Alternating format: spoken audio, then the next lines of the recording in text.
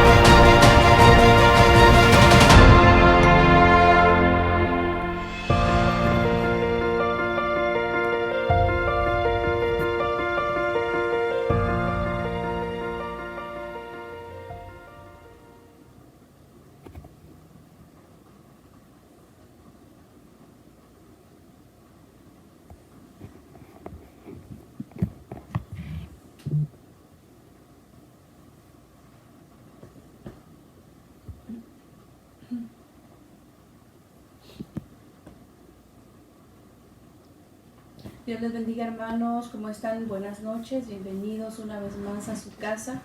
Espero que estén todos ya conectados.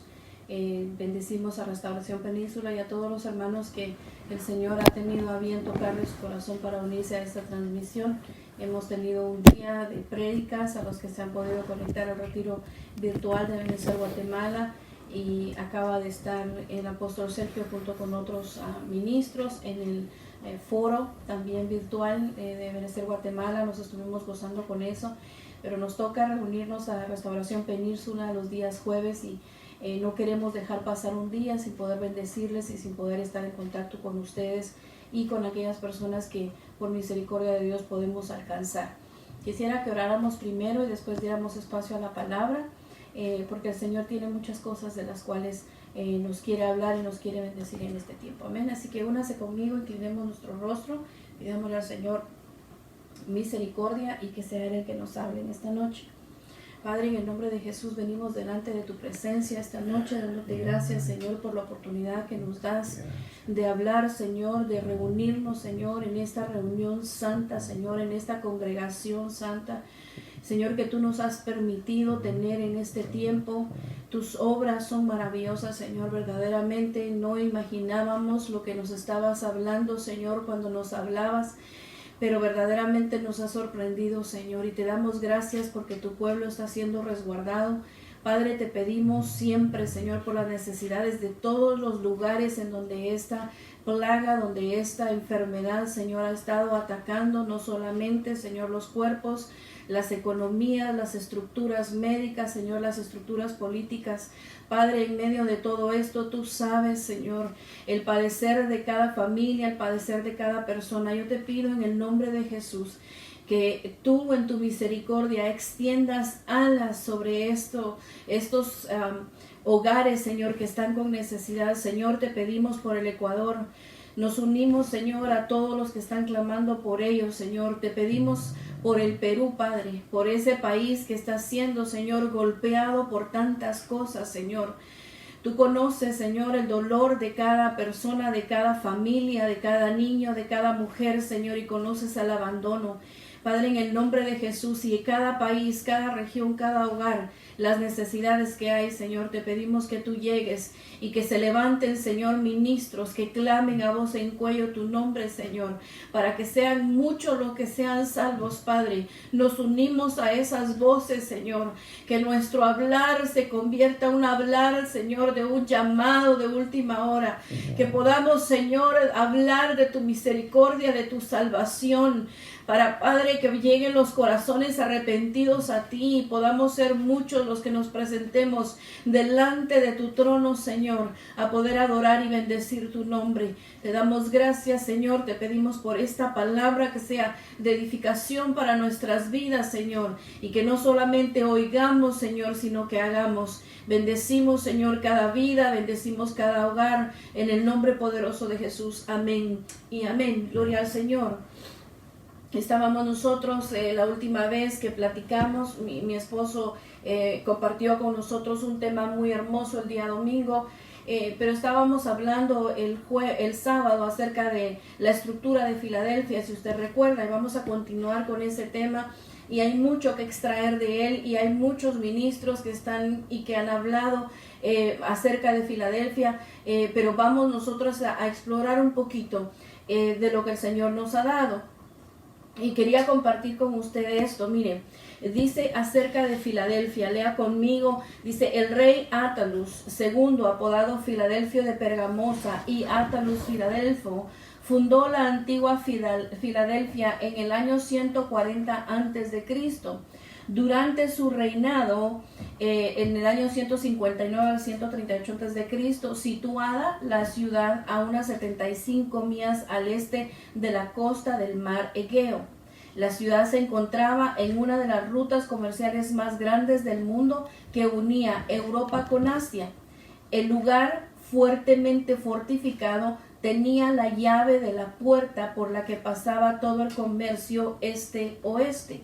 El rey Attalus diseñó Filadelfia para el comercio y para que fuera una ciudad misionera a través de la cual el idioma griego y la civilización se extendieran a Asia Menor y más allá. Como tal, la ciudad era un centro de cultura y refinamiento griego. Y me va a decir, hermana Betsy, ¿por qué está usted compartiendo historia conmigo? Y fíjese que es muy importante, porque al Señor no son casualidades. Él le habla a la iglesia de Filadelfia y le habla a una iglesia que está colocada en la ciudad de Filadelfia. Y esa ciudad fue diseñada con un propósito. Primeramente tenía un propósito económico y un propósito político. El interés del rey que la fundó era un interés que fuera una ciudad misionera. Mire, hablamos de misiones ahora y pensamos en las personas que van a compartir el evangelio, ayudar al pobre, a alcanzar las naciones. Pero en este caso, la aplicación de misionera, este rey tenía como intención que esa ciudad le sirviera para extender la civilización, la cultura griega hacia Asia Menor. Entonces es bien importante que nosotros sepamos esto, porque no hay casualidades. La Biblia tiene aplicación histórica, tiene aplicación profética y tiene tiempos en los cuales se aplica la palabra. Entonces no es casualidad que esta ciudad, Filadelfia, que fuera a la iglesia a la cual el Señor le habló, y fuera la iglesia a la que le habla, que perseveró, que soportó, que mantuvo la palabra de su paciencia. Era una iglesia misionera y tiene muchas características que vamos a aprender conforme nos vamos moviendo en esto. Entonces dice, como era una iglesia misionera que difundió el evangelio, fue una de las 2 iglesias de las 7 que fue vista favorablemente. También tuvo la mayor duración de prosperidad como ciudad cristiana de las 7 iglesias. Entonces, mire, el propósito histórico, político, cultural que le habían dado fue ese mismo propósito el que se le aplicó a la iglesia que se estableció en la ciudad de Filadelfia. Y ese mismo carácter obtuvo la iglesia, fue una iglesia misionera, y vamos a hablar en otro momento de ese carácter misionero que tuvo. Pero necesitamos entender qué era la iglesia de Filadelfia. Pero el Señor le habla a la iglesia. Y mire cómo empieza en Apocalipsis 3, la palabra de Dios empieza de esta manera. Dice, escribe al ángel de la iglesia de Filadelfia. Escribe al ángel de la iglesia en Filadelfia. Esto dice el verdadero, el que tiene la llave de David, el que abre y ninguno cierra, y cierra y ninguno abre. Le dice, escríbele al ángel, escríbele al mensajero, escríbele al ministro que está a cargo de esta iglesia. En este caso nos están escribiendo a todos los ministros que en este momento en nuestro corazón hemos dispuesto servirle al Señor con fidelidad, entregar nuestras vidas completamente al servicio de Dios y hemos decidido cuidar a la amada del Señor de tal manera que ella pueda alcanzar la aprobación en el momento del rapto.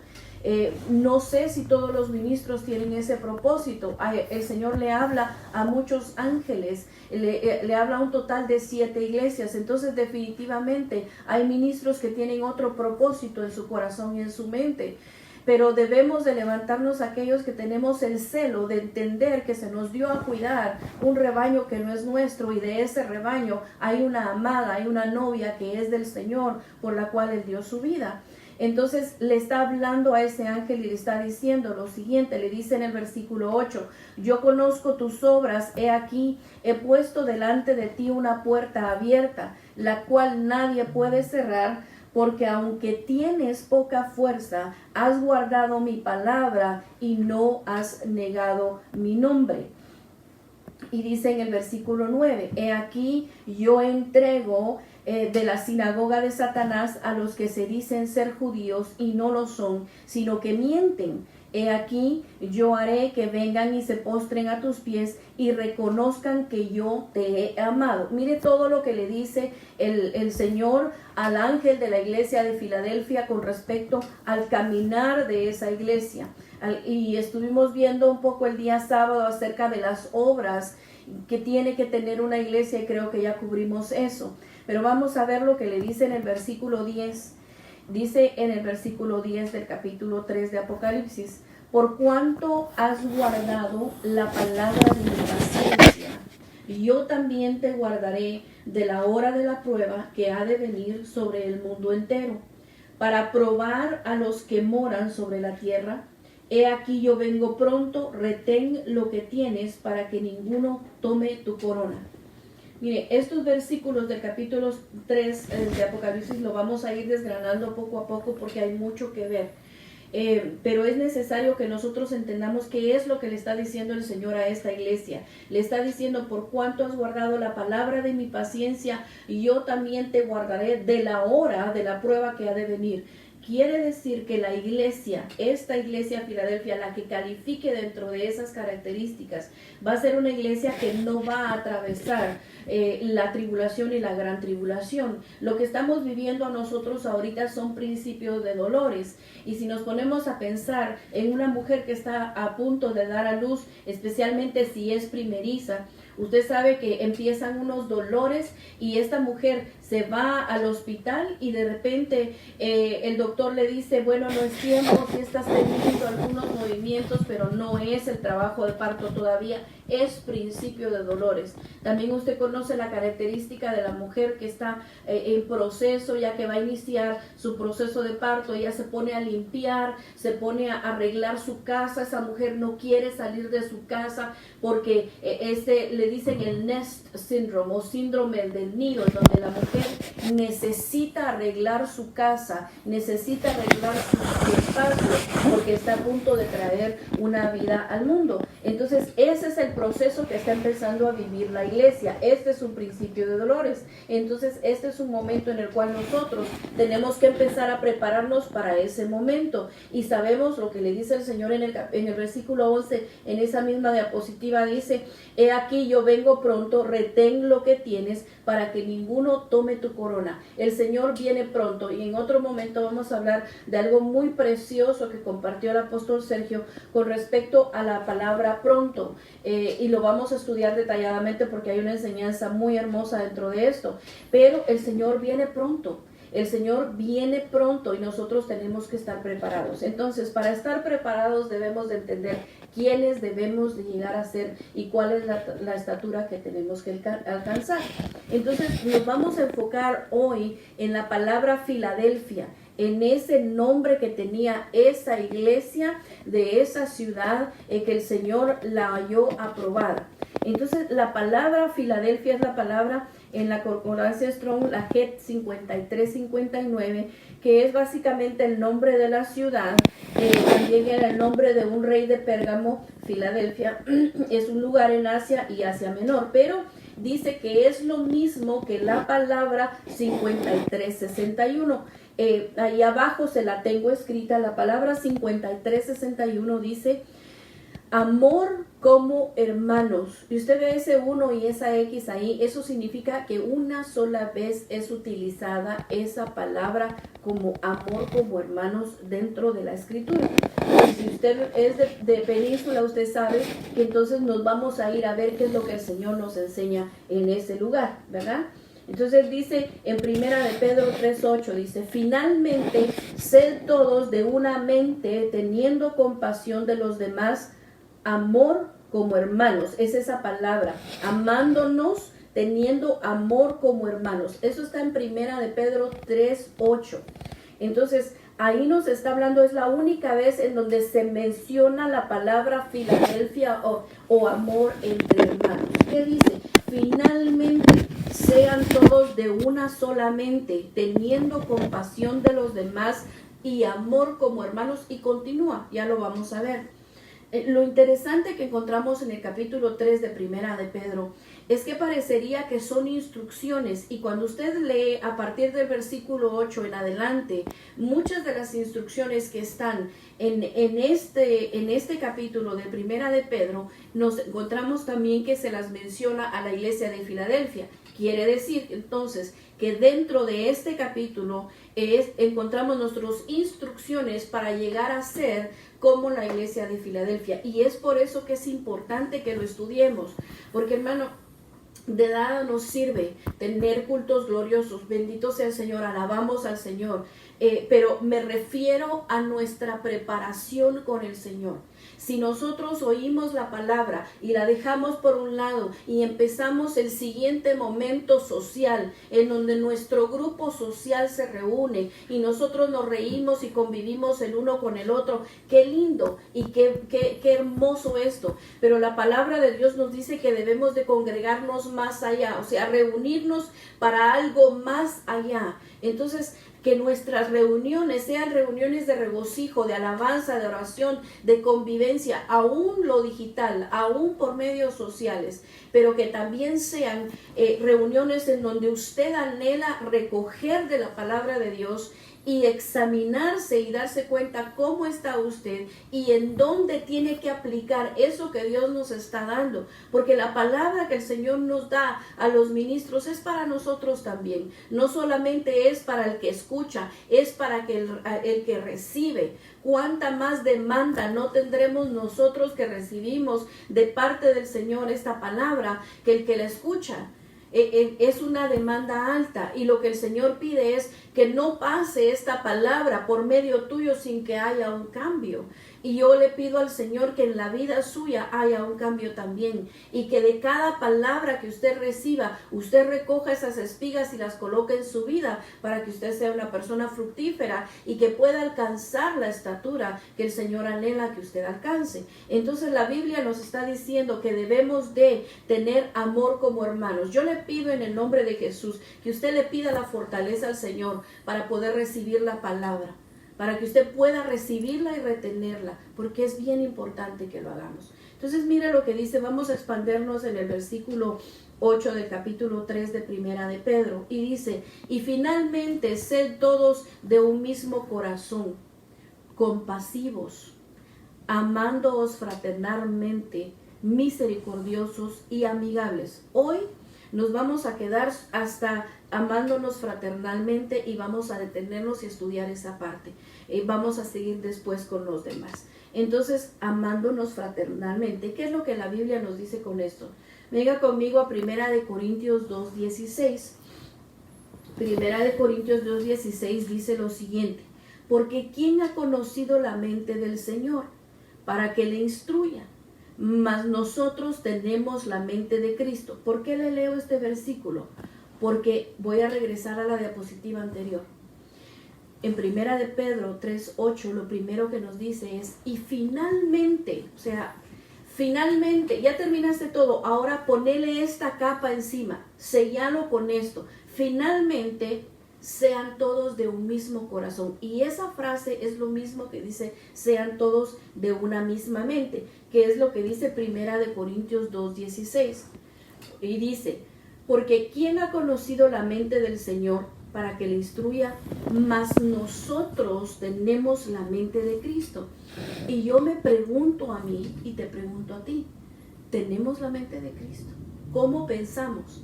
¿Hacia dónde se dirigen nuestros pensamientos cuando vemos una situación? ¿Será que juzgamos de acuerdo a nuestra propia concupiscencia? ¿Será que juzgamos de acuerdo a nuestras propias fallas, de acuerdo a nuestra propia manera de ver la vida? ¿O será que juzgamos las cosas de acuerdo a la mente de Cristo? ¿Y cómo es la mente de Cristo? Porque esto no lo debemos de preguntar. Si la palabra del Señor nos está diciendo, sean todos de una misma mente, sean todos de un mismo corazón, y nos dice que nosotros tenemos la mente de Cristo, ¿cómo es esta? Y yo le pido al Señor que hoy se quede en su corazón la inquietud de pensar en cómo piensa usted. Si usted está pensando como Cristo, o está usted pensando como el mundo, o está pensando usted como su viejo hombre, está usted analizando las cosas de acuerdo a sus propias debilidades, porque el Señor nos llama a que pensemos bien, a que pensemos como el Señor piensa. Mire, la palabra de Dios dice en Juan 15:15, ya no os llamo siervos. Siga conmigo, por favor, Juan 15:15. Ya no os llamo siervos, porque el siervo no sabe lo que hace su Señor, pero os he llamado amigos, porque os he dado a conocer todo lo que he oído de mi Padre.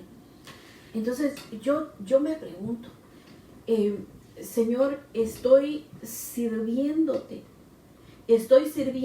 de tal manera, no sirviéndome a mí mismo, no sirviendo con el fin de alcanzar algo para mí, sino que sirviendo para que el Señor sea glorificado, sirviendo para que su venida sea más próxima, sirviendo para que aquel que necesita reconocer a Cristo como su Salvador lo reconozca. Señor, ¿será que mi nivel de siervo está de tal manera siendo entregado que yo voy a alcanzar el nivel de ser llamado amigo?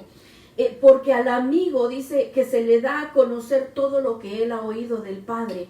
Y se acuerda que lo que el Señor oía del Padre, eso Él lo hacía. Quiere decir que el pensamiento del Hijo era el pensamiento del Padre. Y si nosotros vamos a tener la mente de Cristo, tenemos que tener la mente del Padre. Y la mente del Padre fue entregar a su Hijo para ti y para mí. La mente del Padre fue ejercitar un plan de salvación, ejercitar un plan de bien. Les decía a los jóvenes, yo tengo planes de bien y no de calamidad para ustedes. El Señor ejecuta planes de bien, de rescate, de salvación. Esos son los pensamientos que tú tienes. O los pensamientos que tú tienes son llenos de rencor, de envidia, de maledicencia, de chismes, de calumnias. ¿Cuáles son los pensamientos que tú tienes? Porque el Señor nos está llamando a que nuestra mente sea cambiada y podamos tener la mente de Cristo para que finalmente seamos todos de una misma mente.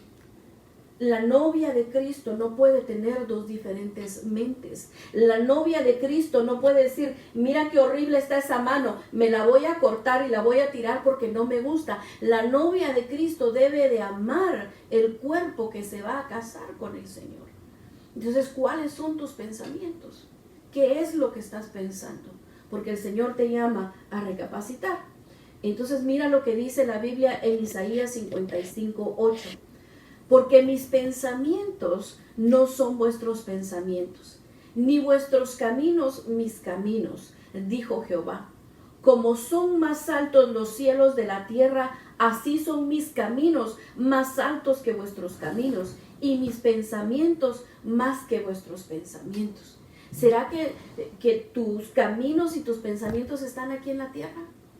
¿Será que están nuestros pensamientos aquí viendo qué vamos a lograr para nosotros mismos, viendo solo para nosotros? Mi madre tenía un dicho cuando éramos pequeños y nos decía, no sea como el asadón, que el asadón solo para adentro jala. Y mire, eso ella lo repetía de continuo y es una de las enseñanzas que bendito sea el Señor, se han quedado grabadas en mi corazón. No seamos como el asadón, solo lo que es para mí, la tajada mía es lo que me interesa y de ahí no me interesa nada más. No seamos así. Que nuestros pensamientos no estén pegados a la tierra, sino que sean pensamientos del Padre. porque tenemos que llegar a una unidad de mente como novia de Cristo. Amén. Entonces veamos qué más nos dice el Señor. ¿Se acuerda que dice en primera de Pedro 3:8 que debemos de ser de una misma mente y debemos de ser compasivos? Amén. Y esa palabra compasivos es sufrir con. Mire, dice tener un sentimiento de compañerismo, simpatizante, es decir, por implicación mutuamente compasivo, tener compasión el uno del otro, y esa palabra viene del griego 48-41, que significa experimentar dolor conjuntamente o del mismo tipo, especialmente persecución, sufrir con. Eso es lo que significa ser compasivos. Imagínese ese grado. Finalmente es necesario que tengas una misma mente. Finalmente tienes que ser compasivo. O sea, tienes que sufrir con, tienes que sentir con, experimentar el mismo dolor de. Y yo te pregunto, ¿sufres con? ¿Experimentas el mismo dolor que? ¿O no te importa? ¿O no nos importa? Porque nos tiene que interesar. Fíjate que no es normal que tú estés aislado en ti mismo y que no tengas un contacto con los demás. No es normal que tú digas, bueno, saber si comió o no comió, como no me dijo, entonces no le pregunto. Tiene que haber algún tipo de compasión en nosotros, que nos extendamos y veamos qué es lo que está sucediendo con el prójimo. Porque si nos ensimismamos en nosotros mismos, nos convertimos en amadores de nosotros mismos. Nos convertimos en personas que solo se ven a sí mismos, y entonces tu nivel de amor, de compasión, de entendimiento, de agradecimiento empieza a reducirse, porque lo único que ves es a tu persona. Y el Señor nos invita a ser más, a ser compasivos. Mira lo que dice la Biblia en 1 Corintios 12:26, donde encontramos esta palabra. Dice, de manera que si un miembro padece, todos los miembros se duelen con él. Y si un miembro recibe honra, todos los miembros con él se gozan. Entonces, ¿de verdad nos gozamos si un miembro del cuerpo de Cristo recibe honra? ¿O será que nos enojamos? ¿O será que nos da envidia, nos da celo, nos da resentimiento? ¿Qué es lo que pasará en nuestro corazón? En este momento en donde todo el mundo está sufriendo una misma plaga, pero cada uno está sufriendo de acuerdo a la dimensión de su situación en su país, nosotros tenemos que pensar si hemos pensado en qué es lo que está pasando allá afuera. Es necesario que lo hagamos. Es necesario que pensemos más allá y que nos dolamos con el que se duele y que nos gocemos con el que se goce, porque dice, se duele con él. Entonces, analicemos, juzguemos a nosotros mismos, veamos internamente si es que estamos siendo parte de la iglesia de Filadelfia. Y dice en Romanos 8:17, y si hijos, también herederos, herederos de Dios y coherederos con Cristo. Si es que padecemos con Él, para que juntamente con Él seamos glorificados. ¿Padecemos con Él? ¿Padecemos con Cristo? Porque la Biblia dice que somos el cuerpo de Cristo, somos el cuerpo místico de Cristo. ¿Será que estamos padeciendo con Él? Bendito sea el Señor. Estamos en una cobertura que se compadece, que extiende, que pregunta, que atiende al necesitado, el necesitado en palabra, el necesitado en ministración, el necesitado en consuelo, el necesitado en ayuda física. Nos encargamos, pero ahora traigamos esa palabra a nosotros y preguntémonos si realmente nos padecemos con el hermano. Amén. Vamos a seguir al siguiente versículo, a la siguiente parte de esta enseñanza. Dice, amándose como hermanos. Todavía estamos en 1 de Pedro 3:8 y vamos desglosando pedacito por pedacito. Entonces, amándose como hermanos, ¿ok? ¿Cómo ama un hermano? Tú me podrás decir, hermana, yo tengo mejores amores fuera de mi familia porque son más hermanos mis amigos que mis propios hermanos. Pero el Señor nos está hablando de amarnos como hermanos. Fíjate que estamos en el año de la reconciliación. Estamos en una condición en la cual nos trajeron a casa. Lo has oído una infinidad de veces. ¿Y qué oportunidad has tomado para estar bien entre hermanos en tu casa? Quisiera que nos preguntáramos. Yo me estoy preguntando, pregúntate tú. Pero veamos en la palabra. Dice en Hebreos 2:9. Pero vemos a aquel que fue hecho un poco menor que los ángeles, a Jesús, coronado de gloria y de honra, a causa del padecimiento de la muerte, para que por la gloria de Dios gustase la muerte por todos. Mire, pero vemos a aquel que fue hecho un poco menor que los ángeles, a Jesús. Solamente dimensione la magnitud de lo que esto está diciendo. Jesús, Dios, el Hijo, fue hecho un poco menor que los ángeles en su manifestación como Jesús aquí en la tierra, coronado de gloria y honra a causa del padecimiento de la muerte, para que por la gloria de Dios gustase de la muerte por todos.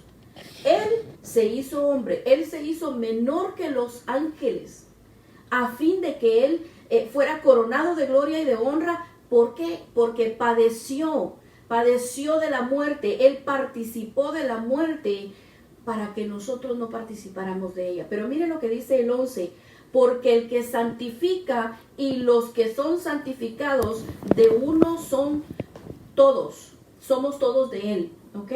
Por lo cual no se avergüenza de llamarlos hermanos, diciendo, anunciaré a mis hermanos tu nombre, en medio de la congregación te alabaré. ¿A quién vino el Señor a anunciarle el nombre del Padre? A sus hermanos, a nosotros. Él es el hermano mayor. Él es nuestro hermano mayor. ¿Quieres conocer el amor de hermanos? Conoce el amor de Cristo. ¿Quieres entender cómo es que debes de amar? ¿Cómo es ese amor fraternal? Conoce el amor de tu hermano mayor. Y el amor de tu hermano mayor es el amor de Cristo. ¿Y cuál es el amor de tu hermano mayor? Él era Dios. Olvídate de cualquier otro puesto de esta tierra. Él era Dios. Y se hizo menor que los ángeles para venir a morir aquí, una muerte de maldición, clavado en un madero. ¿Para qué? Para anunciarte a ti y a mí, al Padre, para anunciarnos la salvación, para anunciarnos el nombre de Dios. Anunciaré a mis hermanos tu nombre, en medio de la congregación te alabaré. Ese es el amor de tu hermano mayor. Esa es la talla de amor. Ese es el amor de Filadelfia. El amor de esa iglesia que alcanzó lo que alcanzó. Mira, cuando le dice que tiene poca fuerza, le dice que es de poca fuerza. Me trae a mente el momento en que nuestro Señor Jesús llega al Getsemaní y Él está temblando. Dice la Biblia que sudaba gotas como de sangre. Era tal angustia. Dice que Él tenía una angustia hasta la muerte. Y estaba Él en aquella situación tan difícil. Y le dice, Padre, si puede, si es posible que pase de mí esta copa. Si se pudiera hacer de que esta copa pase de mí, pero no se haga mi voluntad, sino la tuya.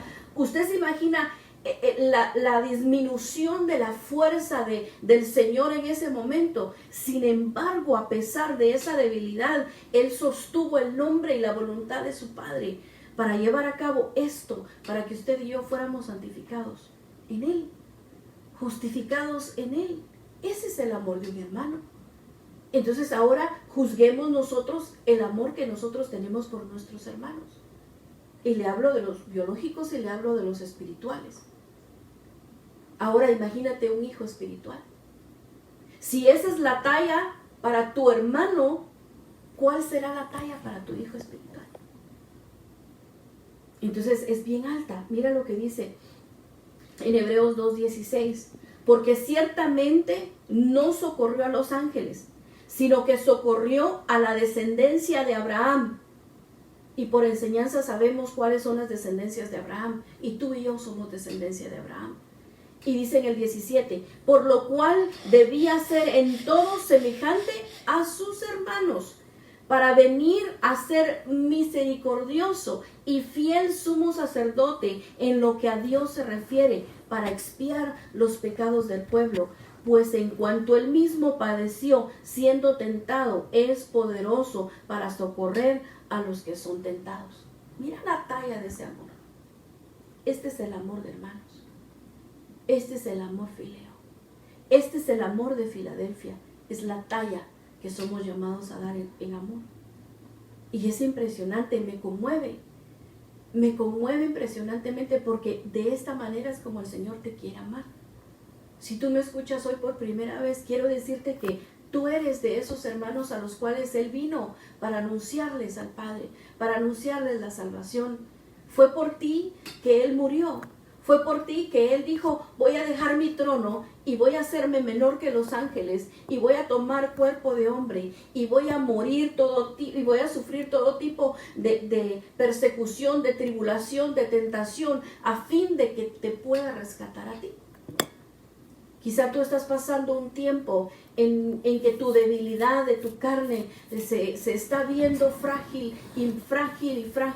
Quizá tienes algún carácter mal, o tienes algún vicio, o estás pasando una situación difícil de hambre. Esta mañana veía un video triste desde las Filipinas, en una región donde tienen una hambruna impresionante, no tienen agua filtrada, están en una isla encerrados. Y vino una mujer desesperada porque ya tenía varios días de no comer y se subió a un poste alto y desde ese poste se tiró. Se suicidó. Yo me pregunto, ¿cuál habrá sido su nivel de desesperación para que llegara a ese punto? Entonces, en tiempos de tormenta, en tiempos de prueba, en tiempos como los que estamos viviendo, el corazón del hombre es empujado a su límite y empieza a salir de él cosas que quizá tú no sabías que eras capaz de pensar o sentir. Noticias terribles de países que no vale mencionar los nombres porque no se trata de señalar a un país o a otro de ciertas cosas. Pero noticias en donde las madres se van a trabajar y los padres han violado a sus hijas que se quedan en casa con ellos solos. Son cosas terribles que salen del corazón del hombre, todas las tinieblas. Pero aún de eso Dios quiere rescatarnos. Aún del pecado más terrible, Dios anhela rescatarte y sacarte de las tinieblas a la luz. Ese es el amor del hermano mayor que es Cristo Jesús. Y ese es el amor que te predico. Y es el amor que nosotros los cristianos tenemos que alcanzar. Es la talla que tenemos que dar. Entonces mira lo que vamos a estudiar algunos hermanos que la Biblia nos muestra para poder determinar si en alguno de ellos nos identificamos y que no seamos como ellos, sino que busquemos ser como Cristo. Amén. Dice la Biblia en Génesis 4:8. La Biblia nos habla en Génesis 4:8 acerca de Caín y Abel. Dice la Biblia, y dijo Caín a su hermano Abel, salgamos al campo. Y aconteció que estando ellos en el campo, Caín se levantó contra su hermano Abel y lo mató. Y Jehová dijo a Caín, ¿dónde está Abel tu hermano? Y él respondió, no sé, ¿soy yo acaso guarda de mi hermano? Y él le dijo, ¿qué has hecho? La voz de la sangre de tu hermano clama a mí desde la tierra. Entonces, imagínate qué es lo que pasa aquí. ¿Qué es lo que sucedió? Sucedió que llevaron ofrenda los dos delante del Señor. Y sucedió que el Señor halló aprobada la ofrenda de Abel. Y Caín se enojó. Caín se llenó de ira en contra de su hermano. ¿Cómo es esto? Hubo envidia. Nació envidia en el corazón de él. Y entonces el Señor le habló, le dijo, ¿por qué ha demudado tu rostro? Mira que el Señor todavía le habló a tiempo, le dijo, ¿por qué ha demudado tu rostro? Y le advirtió que el pecado estaba pronto a tocar a su puerta, que pusiera atención. Entonces Él no hizo caso, se dejó llevar por la inclinación de su corazón y llevó a su hermano Abel hasta el campo y ahí lo mató. Y no solamente lo mató, sino que después dijo, a mí qué me importa, yo no soy guardián de mi hermano, yo no sé si muere o vivo, a mí no me preguntes nada. Cuando la sangre de aquel estaba en la tierra clamándole a Dios por él. Entonces hay ese tipo de hermanos. Y este es un día, mira, la Santa Cena es un momento donde nosotros podemos llegar a una sala de juicio, en donde el juzgado somos nosotros mismos, en donde no hay un juez que te vaya a dictaminar culpable y te vayas a sentir avergonzado, sino que el Señor te dice, júzguese cada uno a sí mismo. Algo así es este momento. No estás delante de mí, no puedo ver tu rostro, no sé si estás recibiendo la palabra o no, no sé si la estás contendiendo o no, no sé. Pero júzguese cada uno a sí mismo, porque tú no sabes. Si en algún momento la envidia ha llegado a tocar tu puerta y tú dices, ay, puedo hacer eso mejor que él o que ella, o yo me veo mejor que él o que ella, o yo podría enseñar eso mejor que él o ella, o mira, se equivocó en tal cosa, yo podría hacerlo mejor, si yo también hago esto. Esa cantidad de cosas que salen de nuestra alma, a la cual nosotros tenemos que hablarle y sujetarla y decirle, alma mía, alaba a Jehová. No te olvides de ninguno de sus beneficios. Mira, el beneficio más grande del Señor es la salvación que nosotros hemos recibido aquí, el más grande. Sin esa puerta de salvación no podríamos recibir el resto de los beneficios del Señor. Amén. Entonces, hablemos a nuestra alma. Entonces, mira, vamos a seguir al siguiente versículo en Génesis 27:41. Dice la Biblia, Esaú pues guardó rencor a Jacob a causa de la bendición con que su padre lo había bendecido. Y Esaú se dijo, los días del luto por mi padre están cerca. Entonces mataré a mi hermano Jacob. Cuando las palabras de Esaú, su hijo mayor, le fueron comunicadas a Rebeca, envió a llamar a Jacob, su hijo menor, y le dijo, mira, en cuanto a ti, tu hermano Esaú se consuela con la idea de matarte. Mira lo que pasa en esta situación. Están Esaú y Jacob. Esaú había anteriormente vendido su primogenitura por un plato de lentejas. Él le había dicho, ¿de qué me sirve a mí la primogenitura? Dame de comer porque tengo hambre, le había dicho a su hermano Jacob. Desde ese momento en él había un menosprecio. Pero había dentro de los planes del Señor que Jacob iba a recibir esa bendición. No voy a entrar ahorita en detalles de que si fue correcto o no lo que hizo la madre de Jacob, Rebeca, en guiarlo a que él presentara la comida al padre en el momento que lo estaba pidiendo. Pero lo que sí sabemos es que él recibió la bendición. Y la Biblia nos enseña que Esaú, el corazón de él se llenó de enojo, se llenó de rencor, a tal punto que él quería matar a su hermano. Y su madre se dio cuenta y le dijo, tu hermano Esaú se consuela con la idea de matar. Imagínate qué consuelo puede ser para el alma de una persona cuando estás hablando de que van a matar, de matar. Yo me consuelo con solo pensar que voy a matar a X persona. ¿Qué nivel de rencor habrá habido en el corazón de Esaú que su consuelo era la idea de matar a alguien? Y de nuevo te digo, piensa por un momento que tienes la Santa Cena delante de ti y ponte a pensar si hay rencor en tu corazón. Y cómo ese rencor está haciendo que tu alma se denigre a tal punto que lo que estás pensando hacer es asesinar a tu hermano. Y hay muchas formas de asesinar.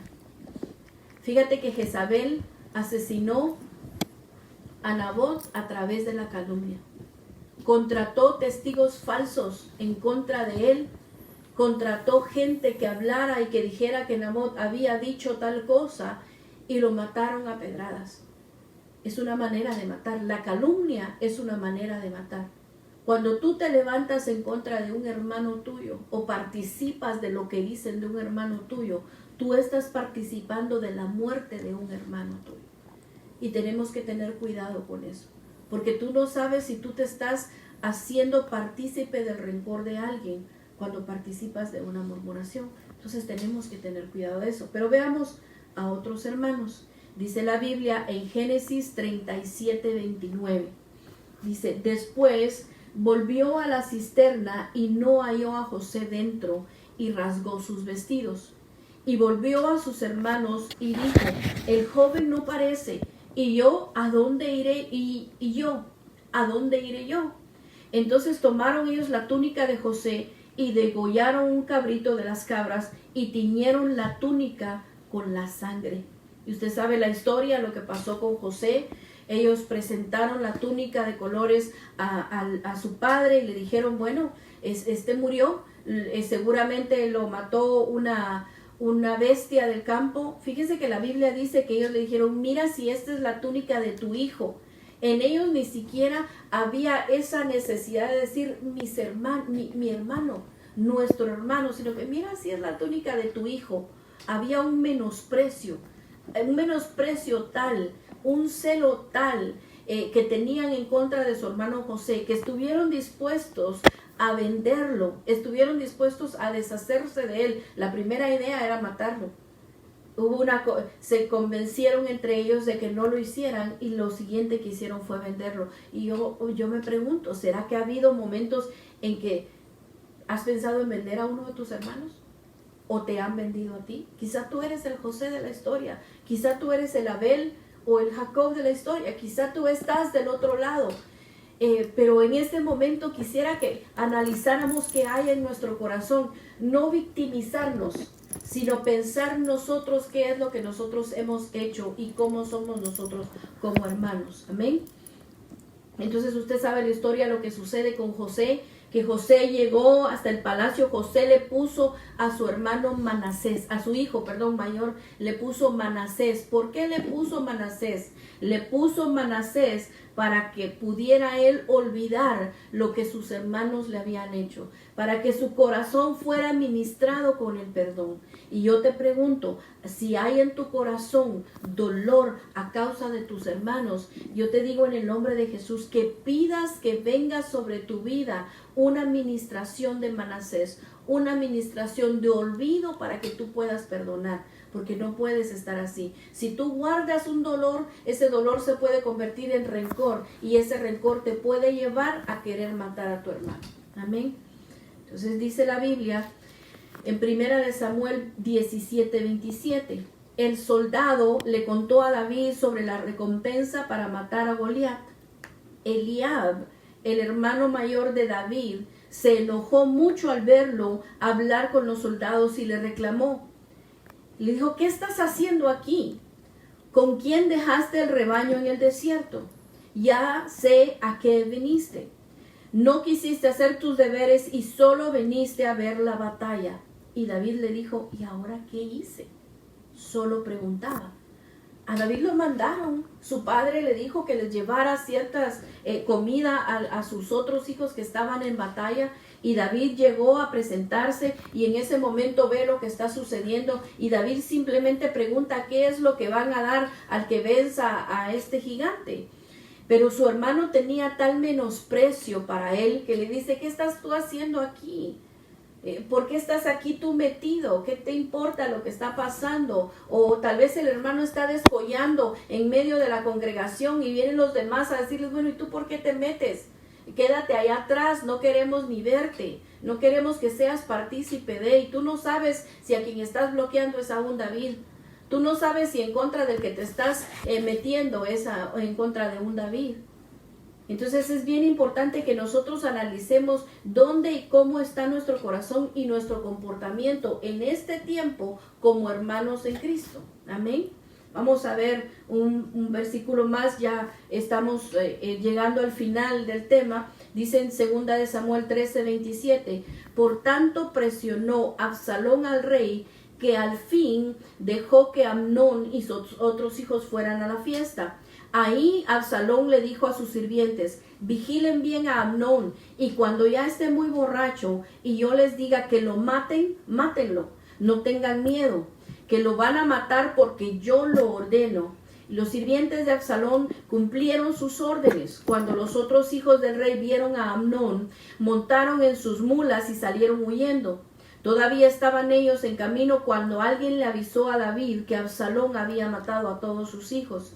Al oír esto, el rey se levantó de su trono y en señal de dolor rompió su ropa y se tiró al suelo. Todos los que estaban a su alrededor hicieron lo mismo. Pero Jonadab, el sobrino de David, le dijo: no crea su majestad todo lo que le han dicho. Estoy seguro de que no todos sus hijos han sido asesinados, sino solamente Amnón. Esto es algo que Absalón ya tenía planeado desde el día que Amnón violó a Tamar. Entonces mire lo que sucede en este episodio, en esta situación que estaba pasando en la vida de Absalón. Absalón era hijo de David, Amnón también era hijo de David. Quizá usted esté familiarizado con la historia, pero Absalón tenía una hermana muy hermosa, su nombre era Tamar. Y dice la Biblia que Amnón se obsesionó sexualmente con su hermana, a tal punto que se deprimió. Y dice que tenía un amigo consejero, y el amigo le dijo: bueno, dile a tu padre que estás enfermo y que te mande a tu hermana Tamar para que ella pueda prepararte algo de comer. Y así lo hizo, y en ese momento este muchacho Amnón toma ventaja de su hermana y la violó y la dejó en vergüenza. Y David no le dio seguimiento a ese caso. Me imagino que obviamente hubo dolor en su corazón. No sabemos qué había en el corazón de David. Y se va a Tamar a la casa de su hermano Absalón, y su hermano le dice: sé lo que te pasó, y le dijo que no se preocupara. Desde ese momento el corazón de Absalón empieza a trabajar y a tramar en contra de su hermano Amnón, y él toma justicia por sus propias manos, matando a su hermano, y se desencadena después de eso una serie de cosas en la vida de Absalón. Pero me quiero enfocar en dos cosas en esto. En una es el hermano, el medio hermano Amnón, que viene y viola a su media hermana, que tomó esa actitud.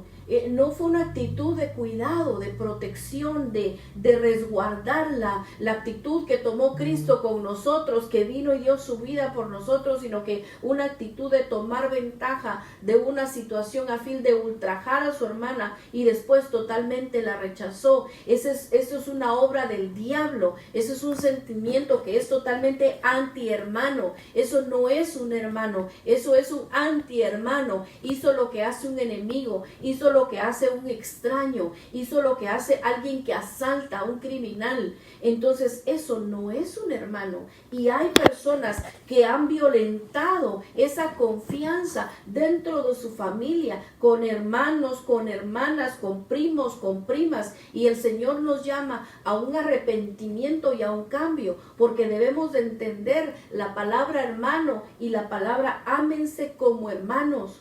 Ámense como Cristo amó. Ámense, respétense, desen, entréguense a sí mismos como Cristo se entregó. Y luego está el corazón de Absalón. El corazón de Absalón, que tomó venganza por su mano. Dice la Biblia que el Señor dice: mía es la venganza. Si la venganza es del Señor, no es nuestra para tomar. Y el momento en que tú decides tomar la venganza por tus propias manos, en ese momento tú te estás haciendo ladrón, porque le estás robando al Señor algo que a Él le pertenece. Mía es la venganza. Si hay necesidad de venganza en una situación o de justicia, esa es del Señor. Déjaselo a Él y el Señor va a obrar. Entonces, mira lo que dice después en Juan 7:1. Y con esto vamos a cerrar. Dice Juan 7:1 hasta el 10. Tiempo después, Jesús recorrió la región de Galilea. No quería ir a Judea porque los jefes judíos lo buscaban para matarlo. Como se acercaban los días de la fiesta judía en las enramadas, sus hermanos le dijeron: debes ir a Judea para que tus seguidores puedan ver las grandes obras que haces. Cuando uno quiere que todos lo conozcan, no hace nada en secreto. Deja que todo el mundo sepa lo que haces. Dijeron eso porque ni siquiera ellos le creían.